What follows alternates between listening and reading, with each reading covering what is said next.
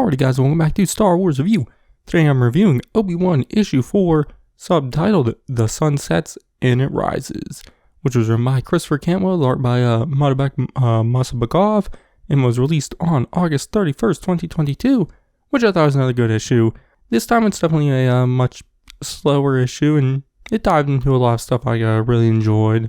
So, yeah, but the art I wasn't the biggest fan of in this issue, but it's not the worst I've seen. It was fine enough, but in the previous issues I enjoyed the art more in some of the previous issues of this miniseries. But in this issue we see Obi-Wan and Anakin during the Clone Wars get taken off the front lines for a secret mission, which at the start, because the framing story of these issues is of old Obi-Wan writing in his journals on Tatooine. There's dialogue from him recounting everything, which I like the moments at the start of him kind of talking about the Clone Wars and the effect it had on him, Anakin, and the galaxy as a whole. But we see Obi-Wan and Anakin meeting up with Admiral Elorin, who gives them their secret mission, which is to find Mechadrix, who was the one soldier Obi-Wan fought alongside in the last issue during the battle. I think it was Aberon Bridge is what the battle was. But since that battle, they've gone rogue, and it's suspected that they formed a group called the Death Wind, which they've been taking out groups of clones, but also separatists. It seems like they have intel that him and the Death Wind are located on the planet, or on this planet called Ando, which Obi-Wan asks, what are they to do with him once they capture him, which Lauren tells them that it would be better to eliminate him instead. Which, Anakin gets upset over that, saying that, the Jedi will serve as soldiers, but not, assassins. They won't assassinate someone. But Obi-Wan calms him down, and they start to head to Ando, where Obi-Wan tells Anakin that, they're going to do everything they can to bring Mechadrix in alive. But they, do need to be vigilant about it and whatnot. But we then see them get to Ando, which they're kind of in like a swampy area, and they're on like a little raft thingy to kind of get to the place Mechadrix and the Death Wind are at. But along the way, they run into some clone armor, which Obi-Wan says, it's kind of like, looks like they might be bodies. But Obi-Wan says that they aren't bodies, and they're just armor used to scare away people. But, Anakin says that the armor belonged to someone once. But in this moment, kind of get more of the dialogue from the old Obi-Wan, talking about how he never wished to kill someone, but had to. And then when Anakin was younger, he had hoped Anakin wouldn't have to, but that also came to be.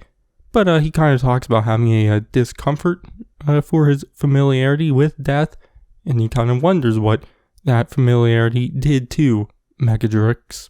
But they then get to this temple-looking place where they get confronted by some members of the Death Wind, which Obi-Wan asks to speak with Mechadrix, but they only allow them once they give up their lightsabers, which they do, and then they head in, which once again there's more stuff from old Obi-Wan saying that the temple was an ancient Sith temple from the Jedi-Sith War, which is definitely interesting.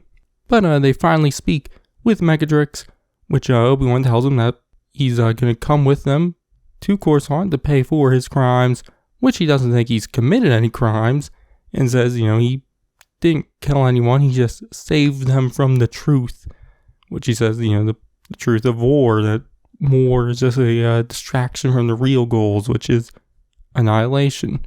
But he then goes on about how he now serves death, and how the clones, the Jedi, the separatists, also all serve death, but it does seem like he thinks him and the Death Wind are the ultimate servers of death. Obviously, he's kind of gone a little nuts, but he then kind of takes out his sword, which he says he created from the bones of a clone trooper, which Obi-Wan asks for the name of that clone trooper, but Mechadrix says, clones are just numbers. But Obi-Wan then starts talking about, names of clones who fought during the Battle of Aberon Bridge.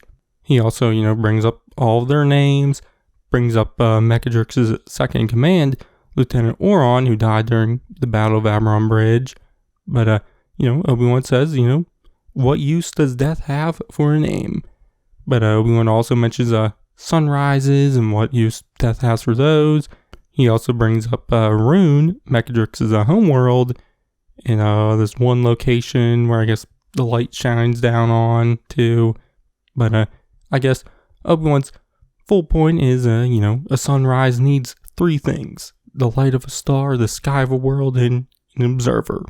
And that was the exact words from the issue, which Mechadrix chimes in there and tells him that's a bunch of nonsense, that a sunrise will happen even without all that, or, without the observer, which Obi-Wan says, life gives meaning to the sunrise, which Obi-Wan asks him again, what use does death have for a sunrise, a name, a home, or a friend? Which kind of brings Mechadrix to his breaking point, I guess, as he starts to go after Obi-Wan. But Anakin jumps in and uses the Force to grab his lightsaber and uses it to stab Mechadrix, which Anakin apologizes to Obi-Wan for it, but Obi-Wan, says he did nothing wrong. But Mechadrix, who's now, dying in Obi-Wan's arms, says with his last breath to not hold it against him, but it seemed like the quickest way back to the sunrise. And the issue ends with Obi-Wan holding Mechadrix as he dies. So yeah, that last little part was definitely full of very, Obi-Wan was just talking a bunch of riddles, kind of a bunch of nonsense, really. But I get kind of what he was going at. Just, I guess trying to say that it's better to serve life than death.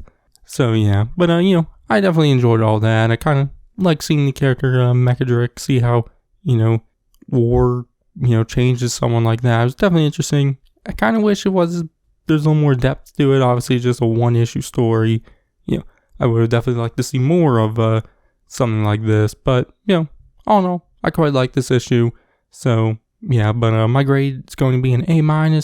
So, yeah, but that's going to be it for this one. I'll review issue 5 of the miniseries next, the final issue.